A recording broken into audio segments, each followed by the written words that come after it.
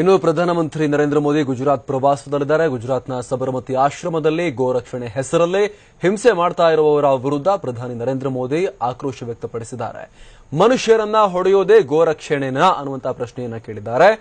ಅಹಿಂಸೆಯ ದಾರಿಯಲ್ಲಿ ದೇಶದ ಜನರು ಸಾಗಬೇಕಾಗಿದೆ ಅಂತ ಹೇಳಿದ್ದಾರೆ. ಪ್ರಧಾನಮಂತ್ರಿಗಳ ಈ ಮಾತು ನೇರವಾಗಿ ಗೋರಕ್ಷಣೆಯ ಹೆಸರಲ್ಲಿ ಯಾರೆಲ್ಲ ಸಿಕ್ಕ ವೆಹಿಕಲ್ಗಳನ್ನ ಅಡ್ಡಗಟ್ಟಿ ದಾಳಿಯನ್ನ ಮಾಡ್ತಾ ಇದ್ದಾರೆ, ಕೆಲವೊಂದಷ್ಟು ಕಡೆ ಹಿಂಸೆಯ ವರದಿಗಳು ಕೂಡ ಏನಾಗ್ತಾ ಇದೆ, ಅವರನ್ನ ಉದ್ದೇಶಿಸಿ ಪ್ರಧಾನಿ ಮೋದಿ ಈ ಹೇಳಿಕೆಯನ್ನು ಕೊಟ್ಟಿರುವಂತದ್ದು.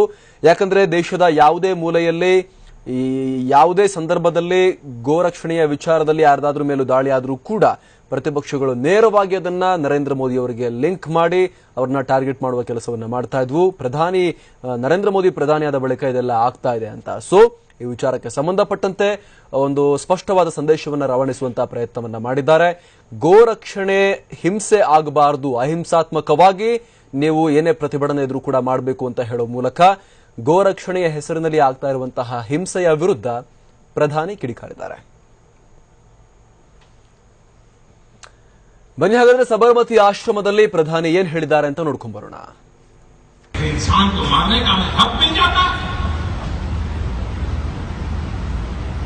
ये गौरव है,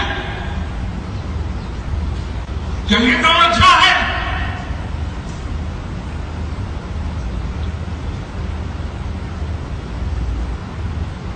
पूज्य बापू का रास्ता ये नहीं हो सकता. विनोद भावे का जीवन हमें ये संदेश नहीं देता है. और इसलिए साबरमती आश्रम की शताब्दी के पर्व पर और पूज्य श्रीमद राजचंद्र जी के 150 वर्ष मनाते हैं तब और हिंदुस्तानी के दिलो दिमाग में ये हमारे मूलभूत संस्कार, हमारी मूलभूत परंपराएं, अहिंसा, ये हम लोगों का जीवन धर्म रहा. हम कैसे आपा हो रहे हैं, डॉक्टर को मारने